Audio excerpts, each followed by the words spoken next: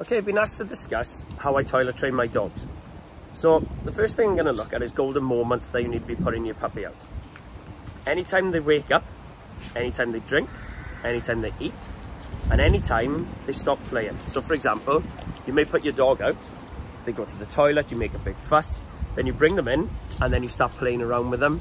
And then when you stop, they squat down and go to the toilet. And you're thinking, well, you went to the toilet 5 minutes ago. Well, small puppies have only got small bladders and they relieve it very often. So anytime they finish playing, put them outside. Next thing we're going to look at is routine. Now that can be broken into two different parts. First part, creating a good routine. Second part, breaking a bad routine. So we talk about the creating a good routine first. So, first thing we've got to look at is how often you put the water down. Every book that you're ever going to read is going to tell you water's got to be down on demand.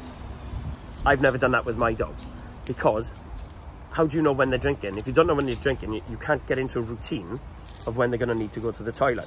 So I will put the water down at set times, and every time I get back from a walk, anytime they're fed, and once they're fed, I'll know that 3/4 an hour after they've been fed, they're going to be thirsty again, so the water will go down then. So if I'm feeding 3 or 4 times a day, then I'm going to be putting the water down more regularly. But then as they get a little bit older and I'm down to feeding twice a day, then I put water down, and then 3/4 an hour after that. So you can see I'm starting to get into a routine. And once you start bringing walks into it as well, so that you're taking them out, they're going to go to the toilet out there, but when they get back, they're thirsty again.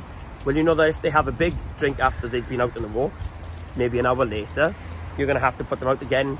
I'm talking about an adult dog there. You're going to have to put them out again to go to the toilet all over again. So here's the creating a routine, and it all stems from not having water down that they can just go back and forth. Put it down at set times, stay one step ahead of the game. The next thing we look at is breaking a bad routine, because often dogs will go out onto the walk, hold their bladder for the whole of the walk, come back and then go to the toilet in the house.